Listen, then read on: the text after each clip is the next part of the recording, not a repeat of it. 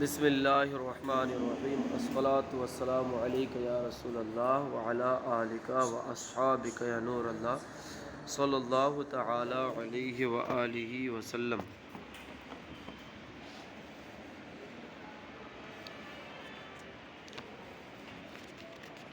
اہدنا الصراط المستقیم۔ اچھا، اس سے پہلے ایاک نعبد و ایاک نستعین، اس کے حوالے سے بات چل رہی تھی۔ تو اس سے پہلے اس کا ماقبل سے ربط اور استعانت کا معنی اور معونت کی اقسام، اسی طرح دیگر چیزیں اس حوالے سے بیان ہو چکی ہیں۔ آج ہم انشاءاللہ یہ پڑھیں گے کہ ایاک نعبد و ایاک نستعین میں نعبد یعنی عبادت کو پہلے، یعنی ایاک نعبد کو پہلے اور نستعین کو بعد میں کیوں لایا گیا، اور پھر جو ہے اہدنا الصراط المستقیم کے حوالے سے کچھ گفتگو ہوگی۔ تو دیکھیں، اس حوالے سے تین اقوال یعنی تین حکمتیں بیان کی گئی ہیں، تین وجہیں بیان کی گئی ہیں اہدنا الصراط المستقیم یہ سے پہلے، یعنی ایاک نعبد و ایاک نستعین۔ تو ایاک نعبد کو پہلے اور ایاک نستعین کو بعد میں ذکر کرنے کی تین وجہیں بیان کی گئی ہیں۔ پہلی وجہ یہ ہے کہ تاکہ آیتوں کے اواخر متوافق ہو جائیں۔ کیا ہو جائیں؟ متوافق ہو جائیں، موافق ہو جائیں، یعنی سجا کی فاصلہ کی رعایت ہو جائے، فاصلہ کی رعایت ہو جائے۔ مگر اس حوالے سے علامہ جرجانی نے علیہ رحمٰن نے یہ کہا ہے کہ فاصلہ کی رعایت یہ مستقل کوئی نقطہ نہیں ہے، بلکہ یعنی یہ کہ اصل یہ ہے کہ کلام کو اس کی اصلی طبعی حالت پر چھوڑ دیا جائے، ٹھیک ہے۔ اب اگر اس کی وجہ سے فاصلہ کی رعایت ہو جائے تو اچھا ہے، بہتر ہے، اور اگر نہ ہو تو ٹھیک ہے، کوئی یہ نہیں ہے اس کی وجہ سے، یعنی کہ محض فاصلے کی رعایت کی وجہ سے تقدیم و تاخیر نہیں کی جائے گی۔ تو دیکھیے وقدمت العبادۃ علی الاستعانۃ، عبادت کو استعانت پر مقدم کیا گیا، یعنی ایاک نعبد کو ایاک نستعین سے پہلے لایا گیا، لی یتوافقا رؤوس الآیہ، تاکہ آیتوں کے اواخر موافق ہو جائیں۔ دیکھیں، توافق کی فاصلہ کی جو رعایت ہوتی ہے تو اس میں توافق کی دو قسمیں ہوتی ہیں، ایک متقارب اور ایک متماثل۔ متماثل یہ ہے کہ دو جملوں کے آخری جو ہے نا، یعنی جیسے نثر میں دو جملوں کے آخری حروف جو ہے ایک ہی ہوں، آخر کے حرف کیا ہوں، دونوں کے ایک ہی ہوں۔ اور متقارب یہ ہے کہ ایک نہ ہو لیکن قریب قریب ہو۔ تو جیسے یہاں پر ہے اہدنا الصراط المستقیم، ایاک نعبد و ایاک نستعین اہدنا الصراط المستقیم، تو نستعین کے اخیر میں نون ہے اور اہدنا الصراط المستقیم کے اخیر میں میم ہے، اور یہ دونوں کے دونوں کیا ہے، متقارب ہے، قریب قریب ہے۔ تو اس لیے کیا ہوا، فاصلے کی رعایت ہوئی، ٹھیک ہے، تقارب کے اعتبار سے، تماثل کے اعتبار سے تو نہیں۔ اچھا، تو لیتوافقا رؤوس الآیہ، تاکہ آیتوں کے رؤوس کیا ہو، متوافق ہو۔ وَيُعْلَمَ مِنْهُ أَنَّ تَقْدِيمَ الْوَسِيلَةِ، تو چونکہ یہ کوئی مستقل یعنی فاصلہ کی رعایت اور اواخر آیات کا توافق، ایک ہی طرح ہونا یا قریب قریب ہونا، یہ جو ہے مستقل نقطہ نہیں ہے۔ ہاں، یہ نقطہ بنتا ہے کبھی دوسرے نکات کے ساتھ مل کر کے، تو اس لیے یہاں پر دوسرے نقطوں کو بھی بیان کیا، وَيُعْلَمَ، اور جان لیا جائے اس سے کہ ان تقدیم الوسیلۃ علی طلب الحاجۃ، کہ وسیلہ کی تقدیم، کہ وسیلہ کو مقدم کرنا طلب حاجت پر، ادعا الی الاجابتی، یہ قبولیت کا زیادہ داعی ہوتا ہے، قبولیت کی زیادہ امید ہوتی ہے۔ یعنی مطلب یہ ہے کہ طلب حاجت سے پہلے اگر وسیلہ پیش کیا جائے تو کیا ہوتا ہے؟ قبولیت کی زیادہ امید ہوتی ہے، حاجت پوری ہونے کی زیادہ امید ہوتی ہے۔ تو قرآن پاک میں ایاک نعبد و ایاک نستعین، تو ایاک نستعین سے حاجت طلب کی گئی ہے کہ میں تجھی سے مدد ہم تجھی سے مدد طلب کرتے ہیں، اور ایاک نعبد میں کیا ہے؟ عبادت کا وسیلہ پیش کیا گیا ہے، ٹھیک ہے، عبادت کا وسیلہ پیش کیا گیا ہے۔ تو اس وسیلے کے واسطے سے، اس وسیلے کی تقدیم کی وجہ سے کیا ہوگا؟ ایاک نستعین میں طلب حاجت کی جو دعا ہے اس کے پوری ہونے اور اس دعا کے قبول ہونے کی زیادہ امید ہے۔ اس بنیاد پر کیا گیا ہے؟ ایاک نعبد میں نہ ایاک نعبد کو مقدم اور نستعین کو بعد میں۔ اس لیے انسان کو چاہیے کہ دعا کرنے سے پہلے، اللہ تبارک و تعالیٰ سے اپنی حاجتیں طلب کرنے سے پہلے وہ کچھ جو ہے ذکر کر لیں، وسیلہ پیش کر دیں، یعنی ذکر کریں، اوراد پیش کریں، اور یا نفل نماز پڑھ لیں، یا اس قسم کی جو بھی عبادت وغیرہ کر لیں، تو قبولیت کی زیادہ امید ہوتی ہے۔ اچھا، دوسری وجہ بتائی، وَأَقُولُ لَمَّا نَسَبَ الْمُتَكَلِّمُ الْعِبَادَةَ إِلَى نَفْسِهِ أَوْهَمَ ذَلِكَ تَبَجُّحًا وَاعْتِدَارًا مِّنْهُ بِمَا يَصْدُرُ عَنْهُ فَعَقَّبَهُ بِقَوْلِهِ إِيَّاكَ نَسْتَعِينُ۔ اچھا، ایاک نعبد و ایاک نستعین، ایاک نعبد پہلے اور نستعین بعد میں، اس کے بعد نستعین لایا۔ اس کی وجہ، ایک وجہ یہ بھی ہے کہ جب ایاک نعبد متکلم نے کہا، کہنے والے نے جب ایاک نعبد کہا، تو اس میں چونکہ متکلم نے عبادت کی نسبت اپنی طرف کی کہ ہم تیری عبادت کرتے ہیں، تو عبادت کرنے کی نسبت کس کی طرف کی؟ اپنی طرف کی۔ تو اس نے وہم پیدا کیا، اس نے وہم پیدا کیا عبادت سے خوش ہونے کا، ٹھیک ہے، شادمانی کا، ٹھیک ہے، اپنے نفس کے خوش ہونے کا، اور اپنی طرف سے، اپنی جو اس سے صادر ہونا اس کو اپنی طرف سے شمار کرنے کا کہ میں نے یہ کیا، میں نے یہ کیا، میں نے عبادت کی۔ تو اپنی طرف سے صادر ہونے کا اور اس پر شادمانی کا وہم پیدا ہوا نعبد کہنے سے، تو پھر اس کے بعد ایاک نستعین کا، تاکہ اس بات پر دلالت کرے کہ عبادت بھی جو ہے نا انہی میں سے ہے، عبادت بھی انہی میں سے ہے جو تام نہیں ہوتا ہے، جو درست نہیں ہوتا، جو تام نہیں ہوتی ہے اور درست نہیں ہوتی ہے اللہ کی مدد کے بغیر، اللہ کی مدد اور اس کی توفیق کے بغیر۔ تو یہ جو وہم تھا اپنی طرف منسوب ہونے کا کہ میں نے عبادت کی، ٹھیک ہے، اچھا، اور اپنے دل کے خوش ہونے، اس کے دل کے خوش ہونے کا، شادمانی کا، یہ وہم کیا ہو جائے گا؟ اس سے دور ہو جائے گا کہ یہ بھی اللہ پاک کے دیے سے اور اسی کی توفیق سے۔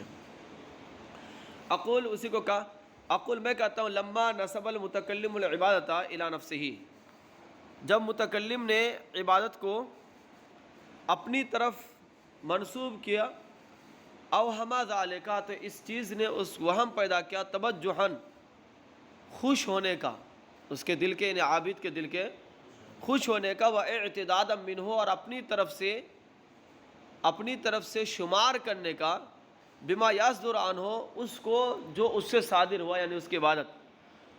تو جب اس کا وہم پیدا ہوا، فعقبہ بقولہ، یہ لما کا جواب ہے، تو اس کے بعد ایاک نستعین ذکر کیا، ایاک نستعین اس کے بعد ذکر کیا، لیدل، تاکہ دلالت کرے اس بات پر کہ ان العبادۃ ایضا مما لا یتم ولا یستتب لہ، کہ عبادت بھی انہی میں سے ہے جو تام نہیں ہوتا ہے، جو تام نہیں ہوتا ہے اور درست نہیں ہوتا ہے، ٹھیک ہے، درست نہیں ہوتا ہے۔ استتابہ کا یستتب لہ کا معنی بھی ہوتا ہے کامل ہونا، مستقیم ہونا۔ تو لا یستتب لہ وہ کیا ہوتا ہے؟ مستقیم نہیں ہوتا، درست نہیں ہوتا ہے، کامل نہیں ہوتی ہے، الا بمعونۃ منہ، مگر اسی کی مدد سے، و توفیق، اور اسی کی توفیق سے۔ تو بندہ عبادت کو اپنی طرف سے شمار نہیں کرے گا، اپنا کچھ سمجھے گا نہیں کہ یہ میں کرتا ہوں، وہ میں کرتا ہوں، اللہ کی توفیق سے اپنا کیا ہے، ٹھیک ہے۔ وقیلا، تیسری وجہ کہا گیا ہے کہ الواو للحال، ٹھیک ہے، واو اس میں حال کے لیے ہے، یعنی ایاک نعبد و ایاک نستعین، تو و ایاک نستعین میں واو کیا ہے، حال یا ہے، اور معنی یہ ہے نعبدو کا مستعینا بکا، ہم تیری عبادت کرتے ہیں، تیری مستعینا بکا، تجھ سے مدد طلب کرتے ہوئے، تجھ سے مدد طلب کرتے ہوئے، ٹھیک ہے۔ اچھا، تو اب یہاں پر یہ ہوگا، اس پر قیلہ کے ذریعے سے اس کو بیان کیا ہے، اور قیلہ مصنف کی عادت ہے کہ قیلہ وہیں کہتے ہیں جو ان کے نزدیک کیا ہوتا ہے، غیر مختار ہوتا ہے قول، وہاں پر قیلہ بیان کرتے ہیں۔ قیلہ یہاں یہ غیر مختار اس لیے بھی ہے، غیر مختار ہونے کی ایک وجہ تو ظاہر ہے کہ جب حال فعل مضارع ہوتا ہے نا تو واو نہیں آتا ہے، کیا ہوتا ہے، مضارع مثبت جب حال ہو تو واو سے خالی کرنا اس کو واجب ہوتا ہے، مضارع مثبت جب حال واقع ہو تو کیا ہوتا ہے، واو سے خالی کرنا اس کو ضروری ہوتا ہے۔ تو اب اس کو اب حال اگر مانیں گے تو اس کو مقدر ماننا پڑے گا کچھ، ٹھیک ہے، کیا کرنا پڑے گا، مقدر اس طور پر کہ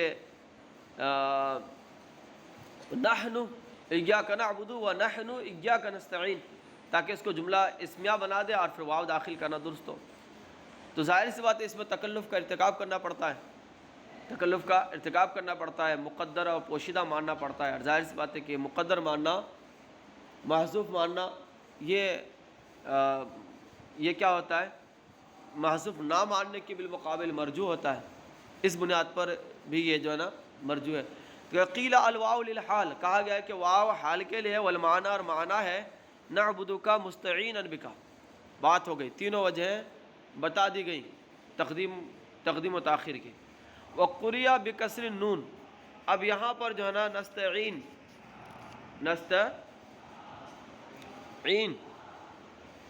اس کی قرات بتا رہے ہیں کہ وقریہ پڑھا گیا یہ بکسر النون، نون کے کسرے کے ساتھ، فیہما دونوں میں، ایاک نعبد و ایاک نستعین، کیا پڑھا گیا ہے، ایاک نعبد و ایاک نستعین، وہی لغت بنی تمیم، یہ بنی تمیم کی لغت ہے، فإنہم یکسرون حروف المضارعۃ سوى الیاء اذا لم ينظم ما بعدها۔ یہ دیکھو بنی تمیم قبیلہ، یعنی بنی تمیم جو ہے، ان کا طریقہ ہے کہ فعل مضارع کے علامت مضارع جو ہوتے ہیں نا سب کو مقصور پڑھتے ہیں یا کو چھوڑ کر، ہاں یا کے علاوہ میں بھی کبھی مفتوح پڑھتے ہیں، مقصور نہیں پڑھتے ہیں وہاں پر، جبکہ اس کا ما بعد جو ہے علامت مضارع کا ما بعد مضموم ہو، کیا ہو، مضموم ہو، ٹھیک ہے۔ لہٰذا جیسے نفتح تو نفتح پڑھتے ہو، نفتح نفتح، ٹھیک ہے، وغیرہ وغیرہ۔ تو دیکھیں وہی لغت بنی تمیم، اور یہ بنی تمیم کی لغت ہے، فإنہم یکسرون حروف المضارع، یہ کیونکہ یہ لوگ حروف مضارع کو کسرہ دیتے ہیں، یا کے علاوہ حروف مضارع کو مقصور پڑھتے ہیں، جبکہ اس کا ما بعد مضموم نہ ہو، جبکہ اس کا ما بعد کیا ہو، مضموم نہ ہو۔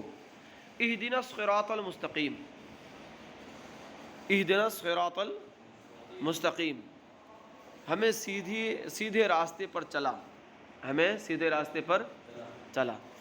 اب یہاں پر سب سے پہلے جو ہے نا اہدنا الصراط المستقیم کے تحت بتائیں گے کہ اس کا ما قبل سے کیا ربط ہے۔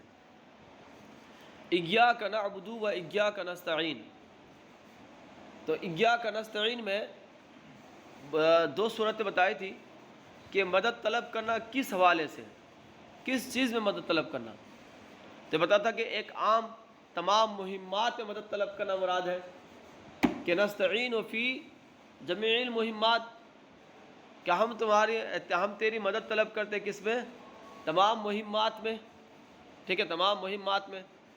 اور دوسری وجہ بتائی تھی او فی ادائی الصلاۃ، یا نماز ادا کرنے میں، کس میں؟ نماز ادا کرنے میں۔ تو یہاں پر بھی اسی کا بیان ہے، یہاں پر اسی کا بیان ہے۔ تو یہ ہوگا کہ وہاں دو چیزیں مراد ہیں، تو یہاں بھی کیا ہوگا، یا تو یہاں پر بھی عام مراد ہو اہدنا الصراط المستقیم سے، ٹھیک ہے، ہمیں سیدھے راستے پر چلا، تو عام مراد ہو تو وہاں بھی اہدنا الصراط المستقیم ایاک نستعین میں بھی طلب معونت سے مراد عام ہے، اور یہاں بھی عام ہے، وہاں پر کہ تمام مہمات میں مدد طلب کرتا ہوں، اور یہاں پر ہے کہ اہدنا الصراط المستقیم ہمیں سیدھے راستے پر چلا، یعنی اس طرح کے ہر معاملے میں اہدنا الصراط المستقیم سیدھے راستے پر چلا، یعنی ہر معاملے میں طریقے مستوی پر چلا، ہر معاملے میں، ٹھیک ہے، ہر معاملے میں طریق حق کی رہنمائی فرما، طریق حق کی رہنمائی فرما۔ تو بیان اور مبین جس کا بیان کیا جا رہا ہے دونوں میں موافقت ہوگی۔ اچھا، یہ ہے کہ وہاں پر جس طرح خاص عبادت مراد ہے وہاں پر خاص مدد مراد ہے، دوسرا قول کیا ہے اس حوالے سے، دوسرا احتمال کیا ہے کہ صرف ادائے صلاۃ میں، ادائے نماز میں ہماری رہنمائی فرما۔ تو اب یہاں پر بھی خاص مراد ہوگا یہ اہدنا الصراط المستقیم سے، یعنی ادائے عبادت میں ہدایت فرما، ادائے عبادت میں ہدایت فرما، اس طرح کہ ملت اسلام کے ہدایت فرما کہ جب اسلام کی ہدایت ہوگی تو عبادت بھی درست ہوگی۔ بات میں آ رہی جی؟ ادائے عبادت میں ہماری رہنمائی فرما، اس طرح کہ ہمیں اسلام کی ہدایت فرما کہ جب اسلام کی ہدایت ہوگی تو ادائے عبادت کی بھی ہدایت ہوگی۔ تو یہاں پر دو صورتیں یہ ہوئیں کہ وہاں جس طرح نستعین سے مراد عام ہے تو اہدنا الصراط المستقیم سے بھی مراد کیا عام ہو، یا وہاں جیسا مراد کہنے کہ خاص ہے تو یہاں بھی کیا خاص مراد ہو۔ اچھا، یا تیسری صورت یہ ہے کہ نستعین سے مراد عام ہو، یعنی تمام مہمات میں ہدایت فرما، مدد طلب کرتا ہوں، اور اہدنا الصراط المستقیم سے مراد یہاں پر کیا خاص ہو، اس طرح کے طریقے اسلام کی ہدایت فرما، خاص اسلام کی ہدایت فرما، یہاں پر یہ کیا خاص ہوا، وہاں پر مراد کے تمام مہمات میں ہدایت فرما۔ تو اس طرح کے طریقے اسلام کی ہدایت فرما کہ جب اس کی ہدایت ملے گی تو معاش و معاد کے تمام امور استوار ہو جائیں گے، تمام امور کیا ہو جائیں گے، درست ہو جائیں گے۔ بس ماری تو تین وجہیں ہیں۔ اہدنا الصراط المستقیم بیان للمعونۃ المطلوبۃ فکأنہ قال کیف اعینکم۔ دیکھیے اس کو جو ہے نا بغیر واو کے لایا، بالکل کہنے کہ وصل کی صورت میں لایا، اس لیے کہ بیان اور مبین جس کا بیان کیا جا رہا ہے اس کے درمیان بہت ربط ہوتا ہے، بڑا تعلق ہوتا ہے، گویا کہ وہ ایک ہے اور ملا ہوا ہے، اس بنیاد پر کیا فصل کے لیے واو نہیں لایا۔ اہدنا الصراط المستقیم، صراط مستقیم پر چلا، بیان للمعونۃ المطلوبہ، یہ معونت مطلوبہ کا بیان ہے، یعنی ایاک نستعین میں جو مدد طلب کی گئی تھی اسی کا بیان ہے۔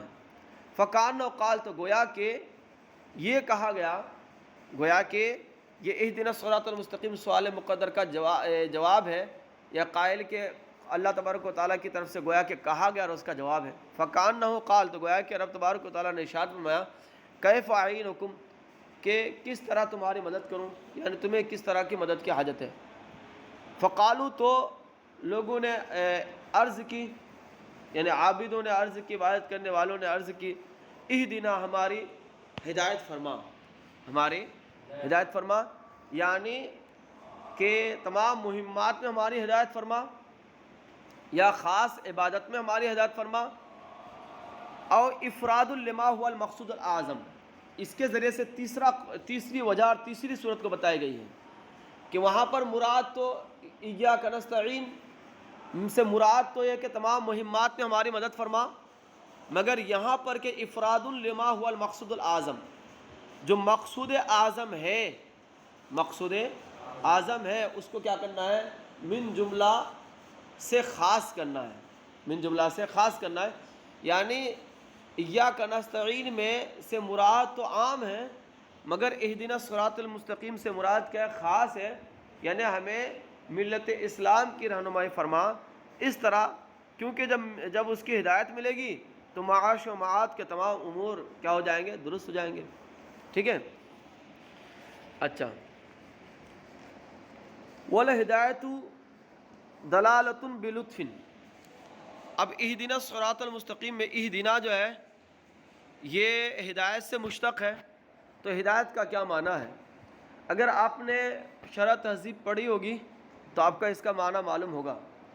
ہدایت کا معنی کیا تھا؟ دلالۃ بلطف، مہربانی کے ساتھ رہنمائی کرنا، مہربانی کے ساتھ رہنمائی کرنا. یہاں پر وَلِذَالِكَ تُسْتَعْمَلُ فِي الْخَيْرِ، اسی بنیاد پر تو اس کا استعمال صرف بھلائی میں ہی کیا جاتا ہے، کیونکہ مہربانی کے ساتھ رہنمائی کرنا ہوتا ہے. تو برائی میں جو رہنمائی ہوگی وہ مہربانی کے ساتھ نہیں ہوگی. ٹھیک ہے. اچھا، ہدایت کی دو صورتیں ہوتی ہیں، ایک ہوتا ہے اراۃ الطریق اور دوسرا ہے ایصال الی المطلوب. ٹھیک ہے. تو یہاں پر جو ہے نا مصنف نے اس کا معنی یہ نہیں بتایا کہ یہ یا اراۃ الطریق اور ایصال الی المطلوب ہوتا ہے، بلکہ مطلق بتایا کہ دلالۃ بلطف. ٹھیک ہے. کیونکہ اگر اس طرح اس کے دو معنی بتاتے تو یا تو اشتراک کا معنی ہوتا، یہ لفظ مشترک ہوتا، یا یہ ہوتا کہ یہ جو ہے نا وہ کیا کہتے ہیں کہ حقیقت اور مجاز ہے، ایک معنی اس کا حقیقی دوسرا مجازی ہے. اور ظاہر سی بات ہے اصل یہ ہے کہ ایک لفظ کا معنی ایک ہو، ایک لفظ کا معنی ایک ہو. اس بنیاد پر کہا کہ والہدایت دلالۃ بلطف، مہربانی کے ساتھ کیا کرنا ہے، رہنمائی کرنا ہے. فی الخیر وَلِذَالِكَ تُسْتَعْمَلُ فِي الْخَيْرِ، اس لیے اس کا استعمال خیر میں ہی ہوتا ہے. وقول تعالیٰ، اور اللہ تبارک و تعالیٰ کا قول. یہاں سے گویا کہ ایک اعتراض ہوا یا ایک سوال پیدا ہوا کہ قرآن پاک میں تو کہا فَهْدُوهُمْ إِلَىٰ صِرَاطِ الْجَحِيمِ، بھڑکتی آگ کے راستے کی طرف انہیں ہدایت دو، ان کی رہنمائی کرو. تو یہاں پر تو بھلائی کا راستہ دکھانا نہیں ہے، بھلائی کی طرف رہنمائی کرنا نہیں ہے. تو اس کا جواب دے کہ واردٌ علی وقولہ تعالیٰ، اور اللہ پاک کا ارشاد فَهْدُوهُمْ إِلَىٰ صِرَاطِ الْجَحِيمِ واردٌ علی التحکم، یہ استہزاء اور استخفاف پر محمول ہے. کس پر محمول ہے؟ استہزاء پر محمول ہے، حقیقی معنی اس پر مراد نہیں ہے. وَمِنْهُ الْهِدَایَةُ، اور ہدیت، اسی سے ہدایت سے آیا ہے ہدیہ، کیونکہ یہ بھی دلالت کرتا ہے محبت پر. کیا پر؟ کس پر دلالت کرتا ہے؟ مہربانی کے، یہ بھی دلالت کرتا ہے کس پر؟ مہربانی کے ساتھ محبت پر دلالت کرتا ہے.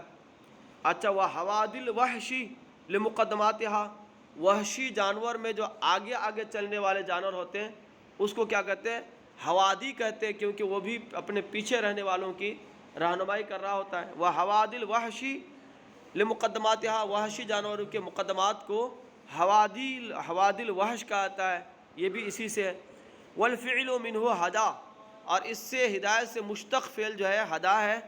وَأَصْلُهُ أَن يُعَدِّيَ بِاللَّامِ أَوْ إِلَىٰ، اور اس کی اصل یہ ہے کہ یہ مفعول اول کی طرف تو بغیر لام کے متعدی ہوتا ہے یا بغیر صلہ کے متعدی ہوتا ہے، لیکن مفعول بھی ثانی کی طرف یہ الا یا لام کے ذریعے سے متعدی ہوتا ہے. وَأَصْلُهُ أَن يُعَدِّيَ، اور اس کی اصل یہ ہے کہ متعدی ہو یہ لام کے ذریعے سے یا الا کے ذریعے سے.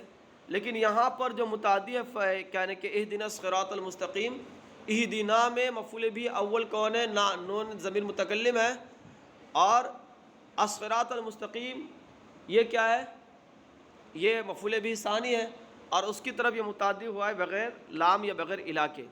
تو یہاں پر کیا ہوا؟ یہ ہوا ہے کہ اس کو حذف کر دیا ہے، صلہ کو حذف کر دیا ہے، اور اس کو مفعول بھی بے نفسی ہی بنا دیا گیا ہے. جیسا کہ وَاخْتَارَ مُوسَىٰ قَوْمَهُ میں کیا گیا ہے کہ اس کے اصل میں کیا وَاخْتَارَ مُوسَىٰ مِنْ قَوْمِهِ. اچھا، فَعُومِلَ مُعَامَلَةَ اختارا، تو اختارا کے جیسا معاملہ کیا گیا فی قولی تعالی، اللہ پاک کے ارشاد اختارا موسیٰ قومہ، یعنی یہاں پر جیسے من کو حذف کر دیا، من قومی اصل میں تھا، من کو حذف کر دیا اور اس کو وختارا کی طرف متعدی، وختارا کو اس کی طرف متعدی بے نفسی کر دیا. اسی طرح یہاں پر بھی ہوا ہے اہدنا الصراط المستقیم میں. صلو علی الحبیب صلی اللہ تعالی علی محمد صلی اللہ تعالی علیہ وآلہ وسلم. الصلاۃ والسلام